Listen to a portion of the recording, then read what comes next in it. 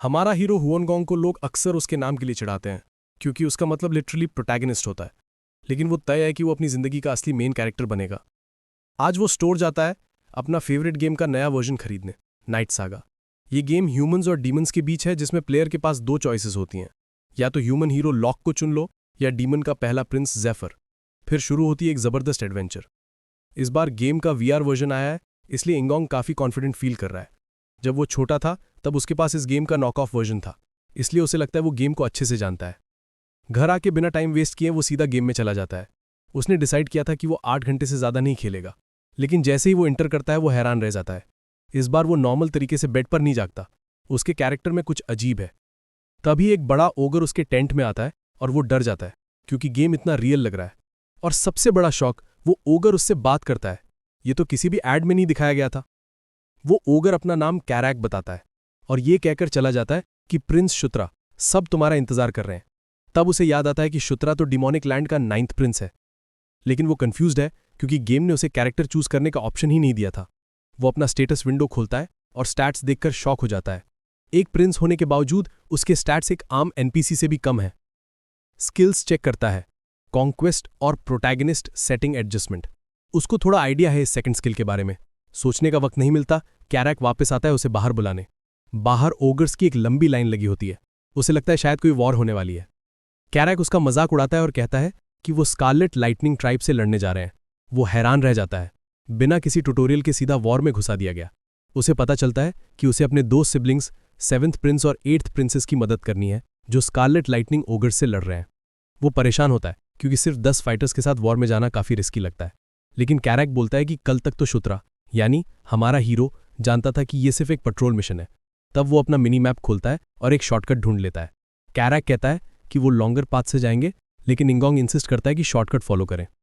वो जंगल से होते हुए एक क्लिफ पे चढ़ते हैं। चढ़ाई के बाद वो थक जाता है, लेकिन कैरैक उस पर हैरान होता है कि उसने इतना हिडन पाथ कैसे ढूंढ लिया। उस मोमेंट में गोल्डन लाइट उसे घेर लेती है और एक नोटिफिकेशन आता है, लेवल अप। सिर्फ चलने से उसका लेवल बढ़ गया और कुछ एक्स्ट्रा पॉइंट्स भी मिले। उसकी छोटी सी आर्मी कहती है कि वो आगे चले। वो अपने आप को मेंटली तैयार करता है, अब वो अकेला नहीं है। और उसके पास प्रोटैगनिस्ट सेटिंग एडजस्टमेंट स्किल भी है, जो प्लॉट आर्मर की तरह काम करती है। गेट के अंदर वो एक केव देखते हैं। कैरैक तुरंत समझ जाता है कि ये ड्वार्फ्स की बनी हुई है। एक रूमर था कि ड्वार्फ्स ने डिमोनिक लैंड छोड़ दिया था। तभी उनकी नज़र चमकते खजाने पर पड़ती है। ओगर सोचने लगते हैं कि ये ड्वार्फ्स का छोड़ा हुआ ट्रेजर है और लूटना शुरू कर देते हैं। शुत्रा भी अपने लिए कुछ ढूंढता है, लेकिन ज़्यादातर आइटम्स या तो उसके मैजिक के लेवल से मैच नहीं करते या इतने हैवी होते हैं कि वो उठा नहीं सकता। तो वो डिसाइड करता है कि सब अपने इन्वेंट्री में स्टोर कर लेगा। जैसे ही वो किसी आइटम को छूता है और उसके बारे में सोचता है, वो तुरंत इन्वेंट्री में चला जाता है। तभी उसके मैप पर स्कारलेट लाइटनिंग ट्राइब के लोग दिखाई देने लगते हैं। वो सबको वॉर्न करता है। अगले मोमेंट वॉल एक्सप्लोड होती है और उनके लीडर काई चैन के साथ रेड ओगर्स अंदर आ जाते हैं। ग्रीन और रेड ओगर्स के बीच बैटल स्टार्ट हो जाती है। शुत्रा कंफ्यूज्ड है कि उसे क्या करना चाहिए। एक्सपीरियंस पॉइंट्स कमाने के लिए वो एक एनिमी पर अटैक करता है, लेकिन उसका सोर्ड टूट जाता है। रेड ओगर उस पर टर्न करता है और जब वो भागता है तो पत्थर से टक्कर खा के गिर जाता है। उसकी एचपी सिर्फ 1 रह जाती है। रेड ओगर उसे मारने वाला होता है, तभी कैरैक आके उसे बचा लेता है। शॉक्ड और डर गया हुआ शुत्रा डिसाइड करता है कि बस आज के लिए काफी है। जब वो गेम का मेन्यू ओपन करता है तो देखता है कि उसके पास कोई स्किल्स नहीं बचे हैं, और सबसे बड़ी बात, लॉग आउट का ऑप्शन ही नहीं है। उसे लगता है शायद वो गेम में फंस गया है। तभी काई चैन उस पर मैजिक स्पेल छोड़ता है। वो मरना नहीं चाहता, लेकिन वो पूरा ड्रेन हो जाता है। जैसे ही वो बेहोश होता है, उसकी एचपी 0 हो जाती है। आंखें खुलते ही वो खुद को एक वॉइड जैसी जगह पर पाता है। थोड़ा पैनिक करता है, लेकिन फिर एक रोशनी में एक औरत नजर आती है जो कहती है कि वो फेटेड वन है। वो उसे कहती है, कॉन्कर, इनस्लेव एंड रूल। अगले मोमेंट वो ब्राइट लाइट से स्ट्राइक होता है और आंखें खोलते ही वो फिर से बैटलफील्ड पर होता है। दोनों ओगर ट्राइब्स फाइट कर रहे होते हैं। काई चैन उनका मजाक उड़ाता है, लेकिन तभी देखता है कि शुत्रा गोल्डन लाइट से घिरा हुआ है। एक नोटिफिकेशन आता है, टेलीकिनेसिस एबिलिटी एक्टिवेट हो गई है। वो हैरान है, क्योंकि उसने ये कभी सीखी नहीं, लेकिन रियलाइज करता है कि ये उसके नाइट ऑफ कॉन्क्वेस्ट स्किल का एक सब स्किल है। काई चैन ऑर्डर देता है कि शुत्रा को मार दिया जाए। ग्रीन ओगर्स इंस्टिंक्टिवली उसके अराउंड सर्कल बना लेते हैं। शुत्रा under the king's banner skill activate करता है, जिससे सब एलाइज को पावर बूस्ट मिलता है। ग्रीन ओगर्स में नया जोश आ जाता है और वो एनिमी को हरा देते हैं। काई चैन ये देखकर शॉक्ड होता है। जब वो शुत्रा पर अटैक करता है तो कैरैक बीच में आ जाता है। शुत्रा फिर कैरैक को बूस्ट देता है और ऑर्डर देता है, जाओ आगे। एक ही स्ट्राइक में कैरैक काई चैन का गला काट देता है। क्रिम्सन लाइटनिंग ओगर्स भागने लगते हैं, शुत्रा को मल्टीपल लेवल अप नोटिफिकेशंस मिलते हैं। कैरक स्टैट्स देखकर सोचता है, क्या ये सब प्रिंस की वजह से हो रहा है? लेकिन शुत्रा अभी भी फ्रस्ट्रेटेड है। लॉग आउट ऑप्शन अभी भी नहीं मिला। वो दो पॉसिबिलिटीज के बारे में सोचता है, या तो ये गेम है जिसमें बग आया है, या ये उसकी नई रियलिटी है। सब कुछ इतना रियल लगता है। एनपीसीज भी नेचुरल तरीके से बात करते हैं। वो डिसाइड करता है कि पॉजिटिव सोचेगा, कम से कम वो मॉन्स्टर तो नहीं बना। उस मोमेंट में कैरक आता है और स्पारिंग मैच के लिए बुलाता है। पहले तो शुत्रा कंफ्यूज्ड होता है, लेकिन कैरक कहता है कि फ्यूचर लीडर होने के नाते उसका स्वॉर्ड लेवल देखना जरूरी है। थोड़ा नखरे करने के बाद वो लड़ने लगता है, लेकिन पहली फाइट में एक भी प्रॉपर स्ट्राइक नहीं कर पाता। कैरक जब काउंटर करता है तो शुत्रा दूर जाके गिरता है। कैरक पूछता है, ठीक हो? शुत्रा बोलता है, ऐसे सडन अटैक मत करो। तब एक नोटिफिकेशन आता है, बेसिक स्वॉर्डमैनशिप स्किल मिल गया। उसे समझ नहीं आता कि ये कैसे हुआ, लेकिन तब याद आता है जब काई चेन ने उस पर टेलीकिनेसिस से अटैक किया था, तब भी कुछ सिमिलर हुआ था। अब वो सोचता है कि क्या हर बार जब वो किसी स्पेसिफिक एबिलिटी से हिट होता है तो उससे रिलेटेड स्किल मिल जाती है। कैरक स्पारिंग सेशन खत्म करने ही वाला होता है कि शुत्रा की आवाज उसे रोक लेती है। पीछे मुड़ के शुत्रा कॉन्फिडेंटली डिक्लेयर करता है, मैच तो अभी स्टार्ट हुआ है। इस बार जब वो फिर से रश करता है, कैरक को लगता है कि उसकी मूवमेंट्स काफी इंप्रूव हो गई हैं। लेकिन शुरुआत में इतनी बेकार परफॉर्मेंस क्यों थी? ऐसा लगता है जैसे शुत्रा ने अचानक फाइटिंग का फील पकड़ लिया हो। जब कैरक उसे पुश करता है तो थोड़ा मजाक से पूछता है, तुम्हें लगता है तुम बेटर हो गए हो? शुत्रा पॉज लेता है और टॉपिक चेंज कर देता है, तुम्हारा लेवल क्या है? कैरक बताता है, लेवल 21। जब शुत्रा अपना स्क्रीन चेक करता है तो देखता है वो सिर्फ लेवल 7 पे है। लेकिन उसके पास एक एडवांटेज है, इस वर्ल्ड के लोगों को इवैल्यूएशन स्पेल चाहिए लेवल देखने के लिए। लेकिन शुत्रा बिना किसी स्पेल के अपने स्टैट्स, एक्स्ट्रा पॉइंट्स और लेवल ट्रैक कर सकता है। अब वो कैरक की तरफ रश करता है, तैयार है स्ट्रांग बनने के लिए। लेकिन एक मोमेंट रुकता है और अपनी सोच चेंज करता है। सिर्फ स्ट्रांग नहीं बनना, सबसे तेज ग्रो भी करना है। बेसिकली नाइट सागा का डीमन आर्क जेफर के डीमन किंग बनने की जर्नी है, और इस गोल के लिए जेफर अपने सारे सिबलिंग्स को मार देता है, इंक्लूडिंग शुत्रा, ईयर 517 में। शुत्रा कैलकुलेट करता है, अभी ईयर 512 चल रहा है। इसका मतलब है कि उसके पास थोड़ा टाइम है। जेफर उसके पीछे आएगा ही, तो सेफेस्ट ऑप्शन यही है, जेफर से भी ज्यादा पावरफुल बन जाओ। उसकी थॉट्स इंटरप्ट होती हैं जब कैरक याद दिलाता है कि कुछ मीटिंग्स हैं। शुत्रा कंफ्यूज्ड है, उसे कोई मीटिंग का आइडिया नहीं। लेकिन कैरक इंसिस्ट करता है और वो एक टेंट में एंटर करता है। मीटिंग हो रही होती है उसके सिबलिंग्स के साथ, 7th प्रिंस क्रिस मूनलाइट और 8th princess Caitlin moonlight. Chris कहता है कि शुत्रा को रिलैक्स्ड फील करना चाहिए क्योंकि वो सब भाई बहन है। केटलिन जेंटली कहती हैं, ये हमारी पहली मुलाकात है, ऑकवर्ड फील करना नेचुरल है। क्रिस कहता है, just call us by our name. शुत्रा को याद आता है, ये दोनों गेम के काफी ट्रबलसम कैरेक्टर्स हैं। ये 4th क्वीन इलेन मूनलाइट के बच्चे हैं, जो कि क्वीन ऑफ लाइनथ्रोप्स हैं। इंपॉर्टेंट बात यह है कि केटलिन, जो डीमन किंग की इलेजिटिमेट बेटी है, उसकी वजह से यह सब हुआ। केटलिन उससे पूछती है कि उसने रेड ओगर्स से क्यों फाइट की जब उसे पेट्रोल पे रहना चाहिए था। वो एक्सप्लेन करता है कि यह अटैक उनके लिए भी अनएक्सपेक्टेड था। केटलिन उसकी हालत के बारे में कंसर्न्ड होती है क्योंकि वो डीमन किंग का सबसे वीक बच्चा माना जाता है। उसकी कंसर्न देख के शुत्रा कंफ्यूज होता है कि वो उसके लिए इतना केयर क्यों करती है। डीमन सिबलिंग्स में ऐसी क्लोजनेस नॉर्मल नहीं होती। क्रिस भी उसे वॉर्न करता है कि अगर उसने दोबारा खुद को डेंजर में डाला तो केटलिन से डांट खानी पड़ेगी। शुत्रा इनकी काइंडनेस देख के शॉक्ड होता है। तभी उसके दिमाग में एक आइडिया आता है। वो सोचता है ऑरा स्किल अवेकन करने का, क्योंकि ये दोनों सिबलिंग्स, केटलिन और क्रिस, दोनों ही लायंथ्रोप होने के नाते ऑरा यूजर्स होने चाहिए। खुश होकर वो उनसे एक फेवर मांगता है कि केटलिन उसे अपनी ऑरा से मार दे। केटलिन शॉक्ड रह जाती है। सीन बैटलफील्ड पे शिफ्ट होता है जहां शुत्रा, ओगर्स और स्कारलेट लाइटनिंग ट्राइब फाइट कर रहे होते हैं। एक ओगर जनरल बैंडल पे अटैक करता है, लेकिन बैंडल उसे तुरंत मार देता है। बैंडल ऑर्डर देता है सबको वाइप आउट करने का और प्रॉमिस करता है रिवॉर्ड उनको मिलेगा जिनके किल्स सबसे ज्यादा होंगे। फिर सीन बदलता है और शुत्रा खुद को एक वॉइड जैसी जगह पे पाता है। वही औरत उसके सामने होती है और उसके आसपास कुछ और लोग भी दिखते हैं जिसे वो पहचानता नहीं। जब वो उठता है तो सबसे पहले कैरक का चेहरा देखता है, जो उसे डरा देता है। कैरक बताता है कि केटलिन ने उसे ऑरा से मारा था, जिसकी वजह से वो बेहोश हो गया था। नेक्स्ट मोमेंट उसे रियलाइज होता है कि उसने ऑरा स्किल अवेकन कर लिया है। कैरक भी नोटिस करता है और हैरान होता है कि सिर्फ एक हिट से ऑरा अवेकन हो गया। शुत्रा एडमिट करता है। कैरक पूछता है क्या उसने लाइटनिंग क्लैन के बैटल में भी यही ट्रिक यूज की थी। वो फिर से एडमिट करता है। शुत्रा पूछता है जब मैं बेहोश था कुछ इंपॉर्टेंट हुआ क्या। कैरैक बताता है कि main force already crimson lightning clan को हरा चुकी है। शुत्रा शॉक्ड हो जाता है। उसे लगा था कि सिर्फ उस केटलिन और क्रिस को रेड ओगर से लड़ना था। कैरैक एक्सप्लेन करता है कि ट्राइब इतनी बड़ी थी कि उनका छोटा फोर्स काफी नहीं था। जब शुत्रा पूछता है कमांडर कौन था, तो कैरैक बताता है जनरल बैंडल। शुत्रा को याद आता है बैंडल एक पावरफुल कैरेक्टर था जब वो जेफर था गेम में, लेकिन बाद में वो जेफर का सबऑर्डिनेट बन गया था ईयर 115 में। अब शुत्रा सोचता है कि उसके पास एक रेयर अपॉर्चुनिटी है। अगर वो बैंडल को जल्दी अप्रोच करे तो उससे पहले बैंडल उसका बन सकता है। प्रॉब्लम यह है कि बैंडल सिर्फ उसको फॉलो करता है जो उसे डुअल में हराता है। स्टिल शुत्रा डिटर्मिन होता है उससे जीतने के लिए। लेटर केटलिन के कैंप में वो अपना फर्स्ट लेवल ऑरा दिखाता है। क्रिस शॉक्ड होता है कि सिर्फ एक दिन में बिगिनर ऑरा मास्टर कर लिया। उन्हें नहीं पता कि शुत्रा ने सारे स्टैट पॉइंट्स ऑरा में डाल दिए थे, क्योंकि ऑरा फिजिकल एबिलिटीज को ज्यादा बूस्ट करता है टेलीकिनेसिस के कंपैरिजन में। क्रिस गेस करता है कि ये उसकी गंधारमा लीनिएज की वजह से हुआ होगा। क्रिस पूछता है क्या वो अंडरग्राउंड मैप बना सकता है। शुत्रा सोचता है कि मिनी मैप से बना सकता है। पेन और पेपर लेके वो डिटेल्ड मैप बनाता है और क्रिस इंप्रेस्ड हो जाता है। मूनलाइट सिबलिंग्स डिसाइड करते हैं कि इस मैप को यूज करके वो स्कारलेट लाइटनिंग ओगर्स पे एम्बुश करेंगे। क्रिस एक फेवर मांगता है शुत्रा से। नेक्स्ट शुत्रा पेट्रोल ड्यूटी पे जाता है कैरैक के साथ। सबसे छोटा होने के नाते उसे छोटी टास्क्स मिलती हैं। कैरैक खुश होता है कि इस बार रीइंफोर्समेंट है। शुत्रा अग्री करता है। तभी वो देखता है केटलिन एक रोब में छुप के उनके पीछे आ रही है। केटलिन कहती है वो बस तब इंटरफेयर करेगी जब कुछ लाइफ थ्रेटनिंग होगा, वरना सब कुछ शुत्रा खुद करेगा ताकि क्रेडिट उसे मिले। केटलिन के साथ एक और औरत होती है, सारा, उसकी एडजुटेंट। केव में जाके उन्हें खाली चेस्ट्स मिलती हैं। ड्वार्व्स ऑलरेडी वैल्यूबल्स ले जा चुके होते हैं, लेकिन कुछ वेपन्स बचे होते हैं। कैरैक कहता है ड्वार्व्स को ये वेपन्स वैल्यूबल नहीं लगे होंगे। तभी कैरैक डेंजर सेंस करता है।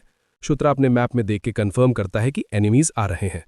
जल्दी से वो अपनी इन्वेंट्री से एक फ्लैश स्पेल निकालता है, इमरजेंसी के लिए रखा था। वो ऑर्डर देता है सबको आंखें बंद करने का जब तक वो सिग्नल न दे। केव के अंधेरे में डजन्स ऑफ स्टोन स्पाइडर्स आते हैं जो पैरालिसिस पॉइजन यूज करते हैं। फ्लैश स्पेल छोड़ते ही लाइट होती है और स्पाइडर्स वीक हो जाते हैं। वो ऑर्डर देता है सबको अटैक करने का। स्पाइडर्स मार दिए जाते हैं। मैप पे एक बड़ा रेड डॉट दिखाई देता है, स्पाइडर बॉस का। वो कैरैक के साथ उस तरफ भागता है। कैरैक एक्स से हिट करता है बट इफेक्ट नहीं होता। बॉस का एक्सोस्केलेटन काफी हार्ड होता है। शुत्रा रियलाइज करता है कि फायर ही इसका वीकनेस है, लेकिन उसके पास फायर मैजिक नहीं है। तभी केटलिन कहती है अपनी स्वॉर्ड उठाओ, और वो जल जाती है। उसी फ्लेमिंग स्वॉर्ड से वो बॉस स्पाइडर को मार देता है और लेवल अप करके लेवल 9 पे पहुंच जाता है। केटलिन उससे पूछती है उस स्किल के बारे में। वो कह देता है बस एक ब्लेसिंग है। वो अंदर से जानता है कि ये सब गेम का एक्सपीरियंस है। तभी कैरैक एक बड़ी डोर दिखाता है। अंदर जाके उन्हें एक टाउन पोर्टल मिलता है, ड्वार्वन टेक्नोलॉजी। शुत्रा रिकॉग्नाइज करता है डिजाइन, उसके सिस्टम कंफर्म करता है उसने ड्वार्वन लैंग्वेज लेवल 1 अनलॉक कर लिया है। सब शॉक्ड होते हैं कि वो ड्वार्वन लिखाई पढ़ सकता है। पोर्टल को मैना चाहिए एक्टिवेट होने के लिए। वो केटलिन से बोलता है इन्फ्यूज करने के लिए। क्रिस्टल एक्टिवेट होता है और गिश्का माउंटेन का इमेज दिखता है, यानी पोर्टल 3 उस जगह पर है। क्रिस से अगले दिन सब कुछ रिपोर्ट होता है। क्रिस खुश होता है और कहता है जो चाहो रिवॉर्ड ले लो। शुत्रा शर्मा जाता है लेकिन फाइनली कहता है कि वो बीस्ट गॉड फिस्ट आर्ट सीखना चाहता है। क्रिस शॉक्ड होता है लेकिन अग्री करता है ऑरा वर्जन सिखाने के लिए, सीक्रेट टेक्निक्स नहीं। शुत्रा मान जाता है और क्रिस से हाथ मिलाता है। सिस्टम नोटिफाई करता है मूनलाइट सिबलिंग्स के साथ अलायंस फॉर्म हो गया है। दूसरी तरफ स्कारलेट लाइटनिंग ट्राइब के कैंप में एक प्रिजनर इंटेरोगेट हो रहा होता है, और वो कोई और नहीं, 6th प्रिंसेस फेलिशिया डूमब्लेड होती हैं। वापस शुत्रा अपना स्टैट्स स्क्रीन चेक करता है और देखता है कि हर बार लेवल अप करने पे उसके सारे स्टैट्स 2 पॉइंट्स से बढ़ रहे हैं। उसने नोटिस किया कि हर लेवल अप पे उसके सभी स्टैट्स 2 पॉइंट से बढ़ रहे हैं, सिर्फ करिश्मा छोड़कर जो सिर्फ 1 पॉइंट बढ़ता है। उसे समझ नहीं आता कि सिस्टम में ऐसा क्यों हो रहा है। उसे याद आता है कि नाइट सैगा गेम के टाइम पे अपीयरेंस और करिश्मा 2 अलग चीजें होती थीं। अपीयरेंस का मतलब होता है कि कैरेक्टर कितना खूबसूरत दिखता है, और करिश्मा से पता चलता है कि लोग उसे कितना पसंद करते हैं। फिर भी वो इस बात को साइड में रख देता है क्योंकि उसका ओवरऑल ग्रोथ काफी अच्छा चल रहा है, और वैसे भी वो लेवल 10 के काफी करीब है। गेम में जब मेन कैरेक्टर्स जेफिर और लॉक लेवल 10 पे पहुंचे थे तो उनके यूनिक स्किल्स चोजन वन और डिसेंडेंट ऑफ डार्कनेस भी लेवल अप हुए थे। इसलिए वो भी उम्मीद करता है कि उसके किसी स्किल में अपग्रेड होगा।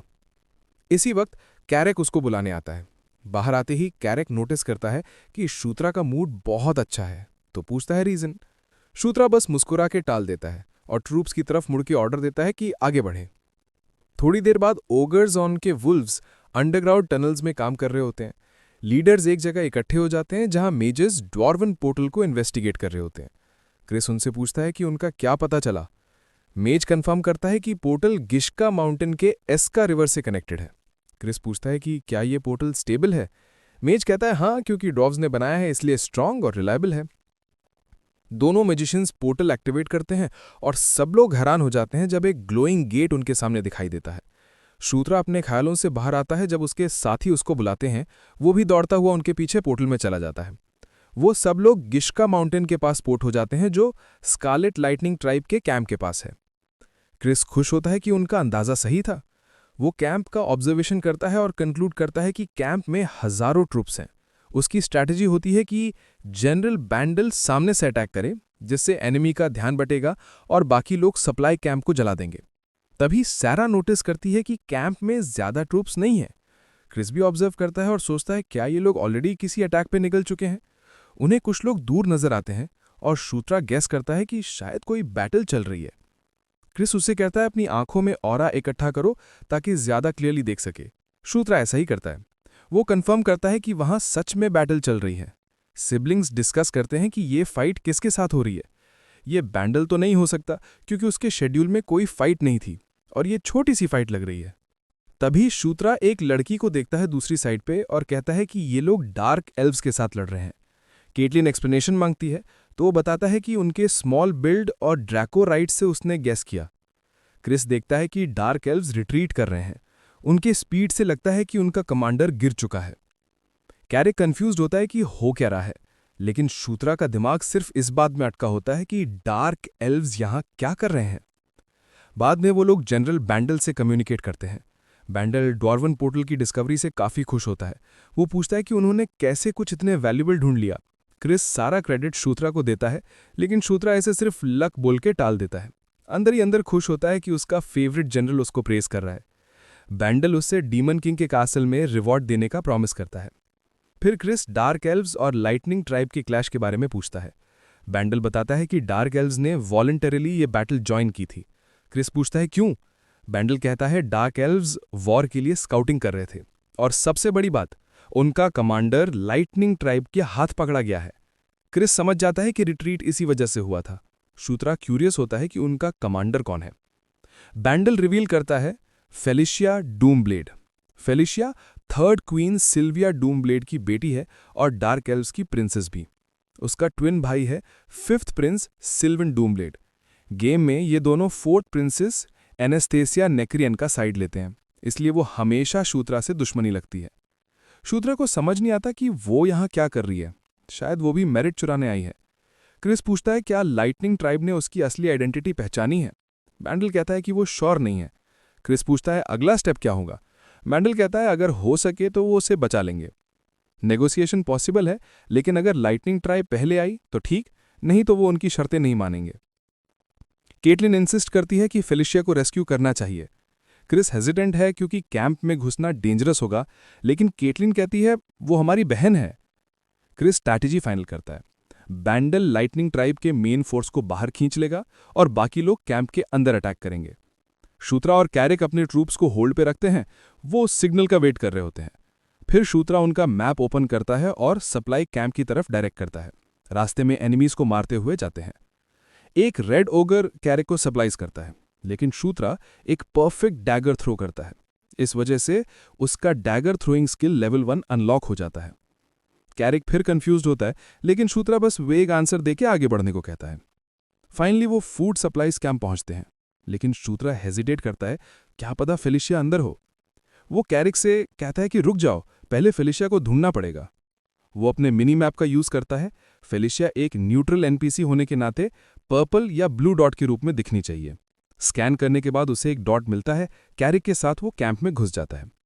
अंदर जाके उसे फेलिशिया मिल जाती है। फेलिशिया उसे पहचान लेती है और पूछती है वो यहाँ क्या कर रहा है। बिना कुछ एक्सप्लेन किए वो उसके बंधन खोलना शुरू करता है। उनका पहला गोल है भागना। अंदर ही अंदर शूत्रा प्लान करता है कि वो फेलिशिया को इंडेक्टेड करेगा, जो फ्यूचर में काम आएगा। कैंप से बाहर निकल के वो फेलिशिया से कहता है तेजी से चलो। वो सरप्राइज होती है, दोनों आए मुझे बचाने। उसका रिएक्शन उसे अजीब लगता है। वो पॉलिटिकल सिचुएशन एक्सप्लेन करने लगती है, तभी कैरिक एनिमी ट्रूप्स को स्पॉट करता है। शूत्रा फेलिशिया को नाम से बुलाता है। वो रुक जाती है, ये सुन के हैरान होती है। तभी वो उसे वॉर्न करती है कि एक अटैक आ रहा है। अचानक एक फायर ब्लास्ट शूत्रा को हिट करता है। वो पेन में चिल्लाता है। कैरिक और फेलिशिया शॉक्ड होते हैं जब फ्लेम्स उसे घेर लेती हैं। लेकिन अगले मोमेंट में वही फायर वापस अटैकर पे रिफ्लेक्ट हो जाता है, शूत्रा के द्वारा। सब हैरान हो जाते हैं, उसने अभी अभी माना कंट्रोल और फायर एरो लेवल 1 अवेकन किया है। वो फायर एरो से एनिमीज को मारने लगता है। एक्सप्रेशन में सैटिस्फैक्शन होती है, फाइनली एक मैजिक स्किल।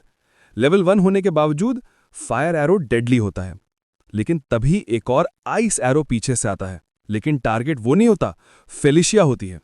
वो उसके सामने आता है और अगला आइस अटैक का वेट करता है ताकि वो आइस स्किल भी ले सके। जैसे ही आइस एरो उसे हिट करता है, उसका आइस एरो लेवल 1 भी अनलॉक हो जाता है। लेकिन उसकी खुशी ज्यादा देर नहीं चलती। उसका एचपी सिर्फ 13 पॉइंट्स बचा होता है। वो कोलैप्स कर जाता है। सिस्टम वार्निंग देता है कि एक और हिट हुआ तो वो मर सकता है। फेलिशिया उस पर चिल्लाती है, तुम वीकेस्ट हो, तुम्हें बचाए जाने की जरूरत है, प्रोटेक्ट करने की नहीं। उसने समझा नहीं कि उसका गोल एक्चुअली स्किल गेन करना था। फेलिशिया एनिमी को किल करती है और उसके सीने से आइस एरो निकालती है और उसके वुंड्स को हील करने लगती है। हीलिंग मैजिक लेवल 1 अनलॉक हो जाता है। वो इम्प्रेस्ड होता है उसकी मैजिक स्किल से। उसे बेटर फील होता है और नोटिस करता है कि वो उसका ब्लड भी रिस्टोर कर रही है। वो कंफ्यूज्ड होती है। तभी एक ब्लड ओगर उनकी तरफ रेज से चार्ज करता है। फेलिशिया हैरान हो जाती है क्योंकि उसने ऐसे मॉन्स्टर कभी नहीं देखा। शूत्रा कामली कहता है, ये एक म्यूटेटेड स्पीशीज है। वो एक पावरफुल स्पेल तैयार कर सके जो मॉन्स्टर को उड़ा दे।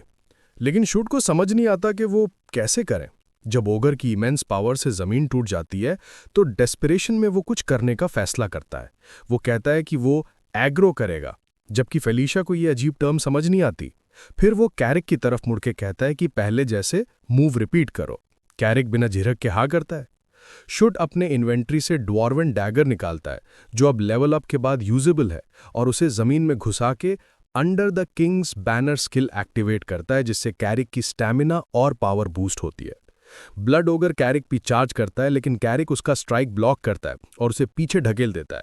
फिर एक हैवी पंच उसके सीने पे मार देता है। इसी वक्त फेलिशिया पीछे से आके मॉन्स्टर के पैरों के नीचे ग्रीस स्पेल डालती है, जिससे वो जायंट फिसलकर गिर जाता है। कैरिक हवा में उछलकर ओगर के चेस्ट पर स्लैम करता है, उसकी सांस निकाल देते हुए। शूट को रिलीफ मिलता है कि उन्होंने फाइनली एक पावरफुल एनिमी को गिरा दिया। लेकिन एनिमीज अभी भी बहुत बाकी हैं। तभी एक गोल्डन लाइट उसके आसपास चमकती है। जब वो अपना स्टेटस विंडो खोलता है तो वो देख के हैरान रह जाता है कि उसका लेवल अप 10 हो गया है। सिर्फ इतना ही नहीं, उसकी प्रोटैगनिस्ट सेटिंग एडजस्टमेंट स्किल भी लेवल अप हो गई है। अब वो लेवल 2 पर पहुंच गई है और एक नई पैसिव एबिलिटी अनलॉक होती है। जल्दी से क्लिक करके देखता है, उसे मिली है बैटलफील्ड प्रोटेक्शन लेवल 1 पर, जिसका इफेक्ट यह है कि उस पर होने वाले अटैक्स की एक्यूरेसी थोड़ी कम हो जाती है। उसे यकीन नहीं होता कि बेसिकली उसे स्टॉर्म ट्रूपर इफेक्ट मिल गया है। जैसे मूवीज में हीरो के आसपास से बुलेट बस मिस कर जाती हैं, इस स्किल के साथ उसके पास प्रोटैगनिस्ट प्लॉट आर्मर होने के चांसेस बढ़ जाते हैं। उसकी थॉट्स फेलिशिया की अर्जेंट आवाज से कटती है। एक पूरा एनिमी स्वॉर्म उनकी तरफ आ रहा होता है। Felicia wind whirl and rage cast करती है, एक मिनी टॉर्नेडो जो एनिमी रैंक्स को चीर के रख देता है। शूत्रा ध्यान से देखता है और नोटिस करता है, ये स्पेल जैसा दिख रहा है, लेकिन ये असल में स्पिरिट कॉलिंग है। उसे याद आता है कि डार्क एल्व्स अपनी सिनिस्टर रेपुटेशन के बावजूद नेचर और मैजिक से जुड़े होते हैं, और फेलिशिया, उसकी बहन, क्लियरली एक नेचुरल बॉन्ड स्पिरिट समनर है। जब वो फेलिशिया को उसके समन स्पिरिट के साथ लड़ते देखता है तो उसके अंदर लालच उठता है। वो सीक्रेटली चाहता है कि उस पर भी कोई समनिंग स्पेल लगे ताकि वो भी वही पावर अनलॉक कर सके। तभी स्काई में एक येलो फ्लेयर दिखता है जो रिट्रीट का सिग्नल होता है। हीरो सोचता है कि कोई मुश्किल में है। वो ऑकेड को ट्रूप के साथ वापस भेजता है और खुद केटलिन मूनलाइट के पास जाता है। फेलिशिया डूमब्लेड भी उसके साथ जाती है, अपना उधार चुकाने के लिए। वो दोनों आगे बढ़ते हैं, उम्मीद करते हुए कि 8th princess Scarlett lightning tribe के हाथों नहीं पकड़ी गई होगी। 6th प्रिंसेस उससे पूछती है कि वो उसके लिए इतना क्यों चिंता कर रहा है। वो कहता है सिर्फ सिबलिंग होने के नाते, लेकिन असली वजह है फॉर द अलायंस।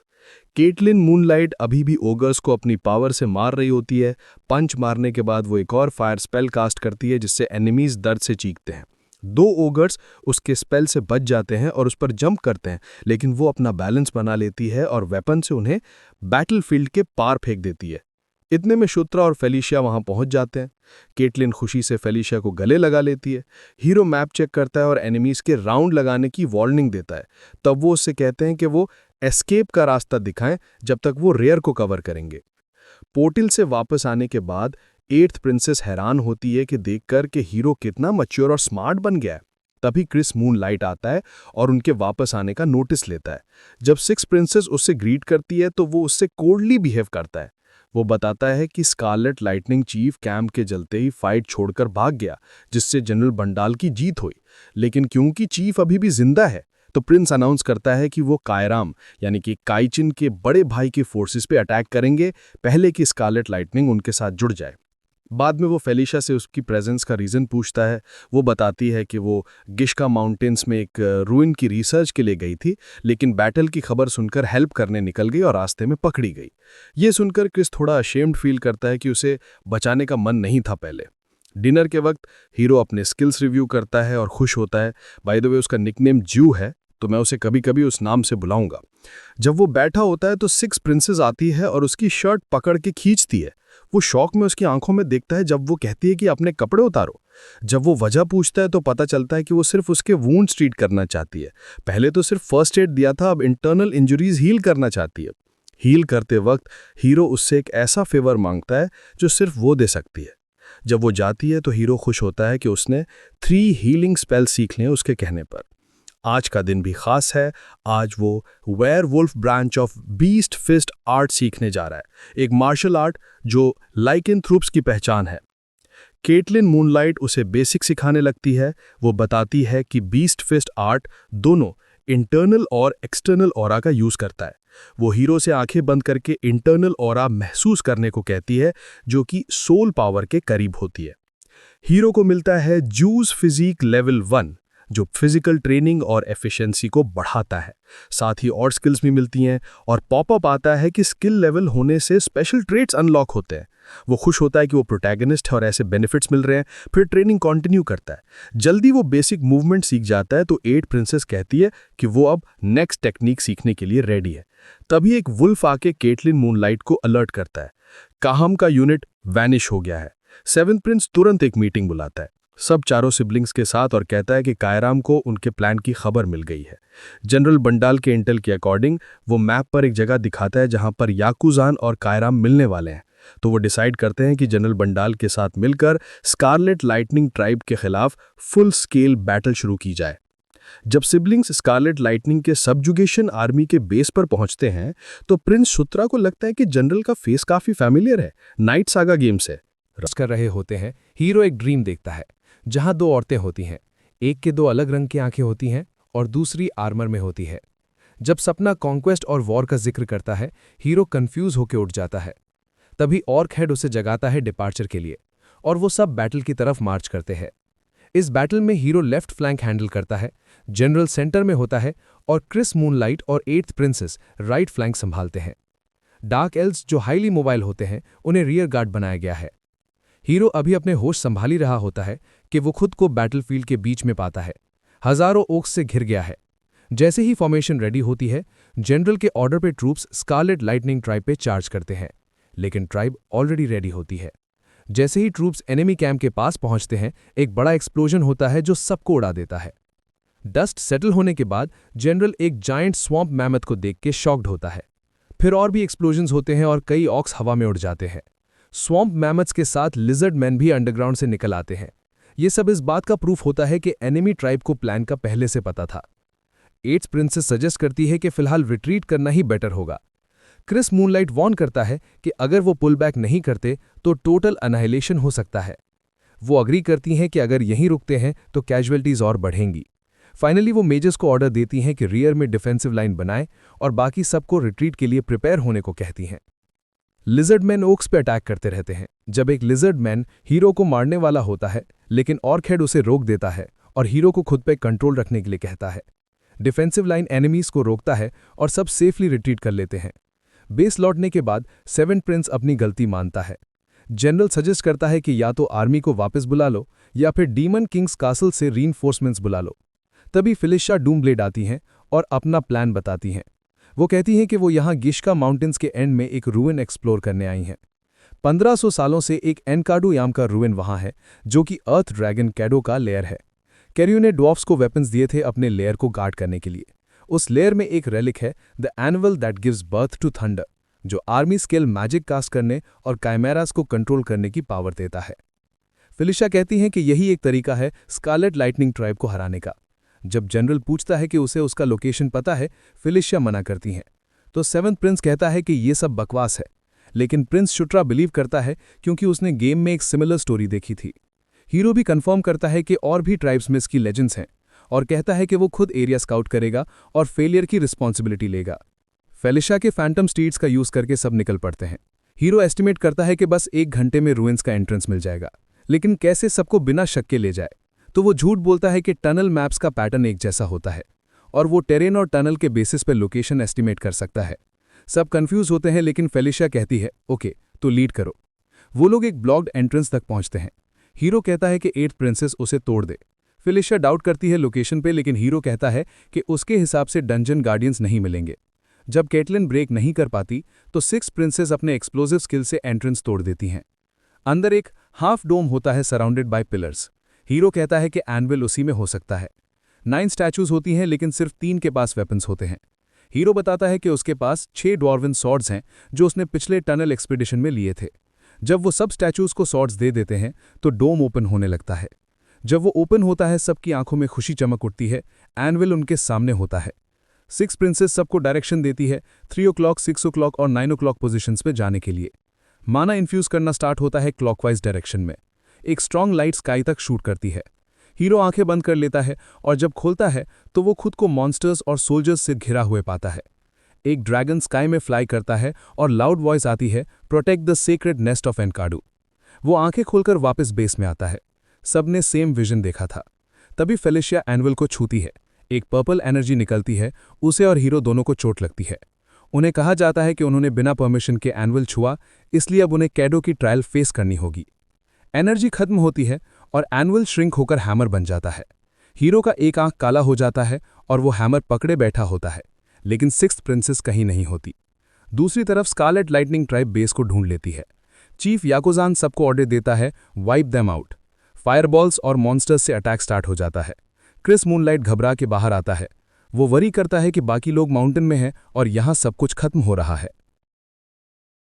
पहाड़ों के ऊपर से स्कारलेट लाइटनिंग ट्राइब का चीफ ये सब देखकर हंस रहा होता है। वो ऑक्स पर स्पेल्स कास्ट करने की कोशिश करता है, लेकिन उसका हाथ हिल नहीं पाता। तभी एक मैमथ पर्पल हो जाता है और वो ट्राइब पे अटैक करता है, जिससे चीफ कंफ्यूज हो जाता है कि क्या हो रहा है। फिर उसके दिमाग में एक आइडिया आता है कि डीमन किंग के बच्चे ने एनुअल पा लिया है। पहाड़ों पे हीरो फाइनली ग्राउंड से उठता है और थंडर हैमर को हाथ में लेता है, जो एनविल का काउंटर पार्ट है। फेलिशा देखती है और कहती है कि लगता है एनकाडो ने उसको चूज किया है और उसे यूज करने को बोलती है। क्योंकि अंकितू का माना जे को थंडर हैमर चलाना सिखाता है और ओबीडियंस इन्फोर्स करता है, वो डिसाइड करता है कि वो स्वैम्प मैमथ्स को डोमिनेट करना शुरू करेगा। वो हैमरहेड को हाफ डोम पे स्ट्राइक करता है और सारे स्वैम्प मैमथ्स बेस पे स्कारलेट लाइटनिंग ट्राइब को क्रश करने लगते हैं। इस अनएक्सपेक्टेड टर्न को देख के जनरल समझता है कि प्रिंस और प्रिंसेसेस अपने मिशन में सक्सेसफुल है, तो वो ऑक्स को अटैक करने का ऑर्डर देता है। ऑक्स लिजर्ड मैन और ओगर्स पे अटैक करते हैं, जबकि एनिमी चीफ कंफ्यूज होकर सिचुएशन देखता है। उसका सबऑर्डिनेट उसे कहता है कि अभी रिट्रीट कर लो और दूसरे मौके का इंतजार करो। लेकिन रिट्रीट करने से पहले 7th प्रिंस आता है। वो चीफ को सरेंडर करने का चांस देता है, लेकिन चीफ अपने वेपन से प्रिंस को मारने की कोशिश करता है। Prince beast god fist art का यूज करता है और एक स्ट्राइक में चीफ को मार देता है। इससे सबऑर्डिनेट्स पैनिक होकर भाग जाते हैं और क्रिस मूनलाइट वो लोग वहां से भाग जाते हैं, क्रिस मूनलाइट को अकेला छोड़कर, जो अभी भी हीरो और प्रिंसेसेस के लिए चिंता में है। इस बीच ऑर्कहेड और उसकी टीम हैरानी से देखते हैं जैसे मैमथ्स दुश्मन के बचे खुचे लोगों को मार रहे होते हैं। 6th प्रिंसेस सबको एनविल की पावर के बारे में बताने लगती है, लेकिन अचानक उसका बैलेंस बिगड़ जाता है। उसका सहायक उसे तुरंत पकड़ लेता है और उसे रेस्ट करने को कहता है।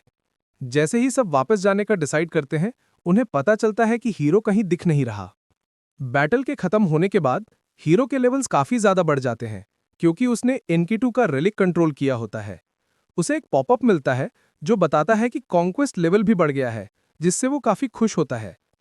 जैसे ही वो अपनी स्किल्स चेक करता है, 8th प्रिंसेस आती है और उसके सर पे थप्पड़ मारती है, क्योंकि उसने बिना बताए माउंटेन हॉल छोड़ दिया था।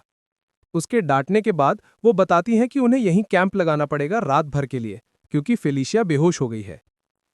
वापस माउंटेन हॉल जाने पर केटलिन मूनलाइट सब कुछ डिटेल में हीरो को एक्सप्लेन करती है, जबकि टीम के दूसरे लोग सिक्स्थ प्रिंसेस का इलाज करते हैं। क्योंकि फेलिशिया के बिना फैंटम स्टीड समन नहीं किया जा सकता, उन्हें वहीं रुकना पड़ता है। रात को जब सब रेस्ट कर रहे होते हैं, चुतरा सोचता है क्या उसकी स्टेमिना सच में लेवल अप से रिकवर हो गई है, क्योंकि उसे थकान महसूस नहीं हो रही। तभी उसे याद आता है कि वो लोग एक रूइन में हैं, इसका मतलब अंदर कहीं हिडन वेपन्स और ट्रेजर होंगे। ट्रैप और गार्डियंस होने के बावजूद उसे लगता है कि वो रूइन का राजा बन चुका है, थैंक्स टू द एनविल। इसलिए वो ऑर्किड के साथ जाता है अंदर खजाना ढूंढने। एक रूम के दरवाजे खोलने पर उन्हें एक पावरफुल मॉन्स्टर दिखाई देता है, आर्क गोलेम, जो अभी ग्रिफिन फॉर्म में फ्लोर पर पड़ा होता है। वो चुपचाप उस रूम से निकल जाते हैं और आगे बढ़ते हैं जब तक उन्हें एक चेंबर नहीं मिलता जहां वेपन्स और ट्रेजर होते हैं। ऑर्किड एक आर्मर उठाता है और हीरो को दिखाता है। हीरो को उससे माना महसूस होती है, समझ जाता है कि ये मैजिक आर्मर है। वो कहता है ऑर्किड से कि उस आर्मर को रख ले। बाकी ट्रेजर्स भी वो अपने इन्वेंट्री में डाल देता है और ऑर्किड से कहता है कि सब कुछ यूजफुल सामान इकट्ठा कर लो। तभी उसकी नजर एक बंद ट्रेजर चेस्ट पे पड़ती है। जैसे ही वो इसे खोलता है, वॉल में एक हिडन पैसेज खुल जाता है। एक्साइटेड होकर वो अंदर जाता है और एक और चेंबर में पहुंचता है। वहां एक पर्पल फायर से किसी की आवाज आती है। हीरो माना से समझ जाता है कि ये एनकाडू की आवाज है, और फायर के अंदर जो चीज लेविटेट हो रही होती है वो होती है एनकीटू का गॉन्टलेट, अर्थ शेकर। हीरो की आंखों में चमक आ जाती है जैसे ही वो अर्थ शेकर को देखता है और वो उसे छूने के लिए आगे बढ़ता है। रिक्वायरमेंट्स पूरी ना होने के बावजूद उसे मास्टर माना जाता है और परमिशन मिल जाती है। जैसे ही गॉन्टलेट उसके हाथ में फिट होता है, उसकी स्ट्रेंथ, मैजिक पावर और एंड्योरेंस बढ़ जाती है। ऑर्किड आ जाता है तब, और हीरो जल्दी से गॉन्टलेट अपनी इन्वेंट्री में छिपा देता है, पर ऑर्किड बोलता है कि उसने सब देख लिया। हीरो को टेंशन होती है कि इन्वेंट्री के बारे में पता चल गया होगा, पर ऑर्किड समझ जाता है कि ये एक सीक्रेट है और प्रॉमिस करता है चुप रखने का। जब वो वापस जा रहे होते हैं, हीरो एक यूजफुल चीज सिक्स्थ प्रिंसेस के लिए उठाता है। ग्रुप के पास पहुंचने पर हीरो फेलिशिया को रिकवरी पोशन पिलाता है, जिससे वो होश में आ जाती है। जब वो पूछती है क्या हुआ, एट्थ प्रिंसेस कहती है कि हीरो उसके लिए रूइन से पोशन लाया। हीरो अपने रूलर ऑफ द रूइन स्टेटस का थोड़ा शो ऑफ करता है और फेलिशिया से कहता है कि रेस्ट करे मैजिक पावर्स रिकवर करने के लिए। बाद में सब लोग मेन बेस लौट जाते हैं, जहां जनरल उन्हें कॉन्ग्रेचुलेट करता है। तब सेवेंथ प्रिंस भी आता है और फाइनली सिक्स प्रिंसेस की परफॉर्मेंस को एक्नॉलेज करता है। वो कहता है कि अभी कुछ स्कारलेट लाइटनिंग ट्राइब के रेमिनेंट्स बचे हैं, जिनको अगले 2 हफ्तों में खत्म करना है। जब जे इसे फिकेशन बोलता है, केटलिन मूनलाइट मना करती है और उसके कान में कुछ विस्पर करती है। फिर केटलिन हीरो को बीस्ट फिस्ट ट्रेनिंग कंटिन्यू करने ले जाती है। पहले 5 दिन में हीरो को लिटरली पिटाई मिलती है, लेकिन 1 हफ्ते बाद वो उसके मूव्स को समझने लगता है। 11th डे पे उसकी काफी इंप्रूवमेंट होती है। इस वक्त तक उसके बीस्ट फिस्ट और ऑरा लेवल 5 तक पहुंच चुकी होती है। केटलिन कहती है कि अब वो बीस्ट लॉर्ड फिस्ट सीख सकता है। वो हीरो को ऑरा का नया यूज सिखाती है। अपने हाथ उसके साथ जोड़कर माना का फील्ड क्रिएट करती है, जिसे हीरो भी महसूस कर सकता है। ऑरा, जो लाइफ की पावर होती है, जब अपने लिमिट तक पहुंचती है तो सोल की पावर बन जाती है। हीरो के बीस्ट फिस्ट और ऑरा और भी पावरफुल हो जाते हैं और उसे बीस्ट लॉर्ड फिस्ट स्किल मिल जाता है। वो अपने बीस्ट फिस्ट और अर्थ शेकर को कंबाइन करता है और लेवल अप हो जाता है। पर ये सब जनरल छुप के देख रहा होता है। नेक्स्ट मॉर्निंग जे 8th प्रिंसेस से पूछता है क्रिस मूनलाइट और फेलिशिया के बीच की टेंशन के बारे में। वो बताती है कि कोई डायरेक्ट इशू नहीं है, लेकिन 7th प्रिंस को फेलिशिया के भाई 5th प्रिंस से प्रॉब्लम है। उसका नाम लेना मना है, पर जब हीरो जेफर खेलता था तब वो काफी ट्रबलसम एनिमी था। क्रिस मूनलाइट वहां आ जाता है और कहता है कि सब लोग अपना सामान पैक करें, क्योंकि आफ्टरनून में डिपार्चर है। जाते वक्त जनरल उनके काम की तारीफ करता है और कहता है कि वो हीरो से दोबारा मिलने की आशा करता है। फिर सब लोग डीमन कासल के लिए निकल जाते हैं। पहले वो टेलीपोर्टेशन सर्कल तक जाते हैं, जहां से लॉन्ग डिस्टेंस जंप होता है, लेकिन सबसे पहले 3 दिन चलकर सर्कल तक पहुंचना पड़ता है, क्योंकि बीच में रुकने की परमिशन नहीं होती। कैंपिंग के दौरान शुट एक पत्थर पर बैठकर मिट्टी में डीमन किंग के पहले 3 बच्चों के नाम लिखता है। वो नर्वस फील करता है वापस जाने को लेकर, क्योंकि अब डीमन किंग का कासल 3 फैक्शंस में डिवाइडेड है। पहला, सेकंड प्रिंस जेफिर राग्नारोस, डीमन किंग का सबसे बड़ा दुश्मन। दूसरा, फर्स्ट प्रिंस बाल राग्नारोस। तीसरा, 4th प्रिंसेस एनास्टेशिया नेक्रियन। यहाँ सिर्फ जन्म का ऑर्डर मैटर नहीं करता, जो भी ज्यादा स्ट्रांग और केपेबल हो वही गद्दी पर बैठता है। बाल और जेफिर दोनों ड्रैकोनियन ब्लड लाइन के हैं और दोनों पावरफुल है। बाल ज्यादा शांत स्वभाव का है, लेकिन हीरो जानता है कि सब कुछ उस एक दिन के बाद बदलने वाला है। इसीलिए उसने डिसाइड किया है कि जब तक वो अर्थ शेकर पूरी तरह से यूज नहीं कर सकता तब तक लेवल अप करेगा। फिर वो किंग्स नाइट स्किल एक्टिवेट करता है और एक नाइट ऑर्डर क्रिएट होता है। जब वो स्किल का डिटेल चेक करता है तो पता चलता है कि ये सिंपल समनिंग नहीं बल्कि एक गिल्ड सिस्टम जैसे फीचर के साथ आता है। स्किल में बफ्स, ट्रेनिंग और समनिंग सब होता है, एक तरह से ब्रोकन स्किल। वो एक्साइटेड हो जाता है सोच के कि ये कितना स्ट्रांग हो जाएगा। तभी कराक आ जाता है और हीरो को डांटता है जागने के लिए। हीरो उससे पूछता है क्या वो एक एक्सपेरिमेंट करेगा। कराक अग्री करता है। हीरो अपनी तलवार उसके शोल्डर पर रखकर कहता है, मैं तुम्हें अपना नाइट अपॉइंट करता हूं। तुरंत कराक फील करता है कि उसकी लॉयल्टी बढ़ गई है और उसका लेवल भी 24 तक बढ़ जाता है। हीरो प्राउड फील करता है। कराक पूछता है ये पावर क्या है, पर हीरो कहता है, क्या तुम दुनिया का सबसे पावरफुल ओर्क बनना चाहते हो? और खुद से बोलता है, मैं कराक को बनाऊंगा सबसे बड़ा ओर्क एम्परर, ड्रैगन रेस के बराबर। अगली सुबह ग्रुप टेलीपोर्टेशन सर्कल तक पहुंचता है। सर्कल ग्लो करता है और सब लोग डीमन कासल में आ जाते हैं। केटलिन पूछती है हीरो से क्या वो ठीक है। वो हाँ कहता है। तभी कुछ औरतें फिलिशिया को बुलाती हैं। वो उससे मिलकर काफी खुश होती हैं, उसकी ब्यूटी और रिस्पेक्ट की तारीफ करते हैं। हीरो ये सब देखकर सरप्राइज्ड होता है जैसे किसी सेलिब्रिटी का फैन क्लब हो। वो ऑर्किड से पूछता है क्या ये सब फिलिशिया के सबऑर्डिनेट्स हैं। उसी वक्त क्रिस और केटलिन भी अपने लोगों से मिल रहे होते हैं, उन्हें रिस्पेक्ट मिल रहा होता है। हीरो थोड़ा अकेला फील करता है। 2 एल्वेन लड़कियां उसके बारे में कुछ विस्पर कर रही होती हैं।